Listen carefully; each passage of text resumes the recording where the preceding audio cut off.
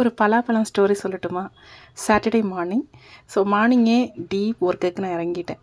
கையில் ஒரு பெரிய பலாப்பழம் மாட்டிடுச்சு. ஸோ அதை வந்து கட் பண்ணி அதில் இருக்கிற சொலையெல்லாம் எடுத்து ஒரு பாத்திரத்தில் மாற்றி வச்சு நமக்கு எப்போ தேவையோ அதெல்லாம் எடுத்து சாப்பிட்டுக்கலாம் அப்படின்னு.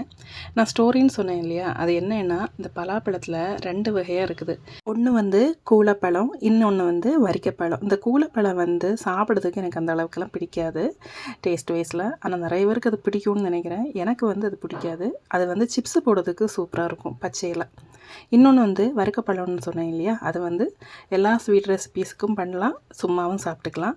அது மட்டும் இல்லை, பச்சையாக இருக்கும்போதே அதில் வந்து மயக்கி அது மாதிரி பண்ணுவாங்க. மீன் குழம்பு விட்டு சாப்பிட்றதுக்கு சூப்பராக இருக்கும். ஸோ இந்த ஸ்டோரி தான் நான் சொல்லணும்னு நினச்சேன். மார்னிங் வந்து பிரேக்ஃபாஸ்ட்டுக்கு தோசையும் தக்காளி சட்னி தான் பண்ணேன். கூடவே இந்த வரிக்க பழத்தையும் வச்சு சாப்பிடும்போது அல்டிமேட்டாக இருந்துச்சு மார்னிங்.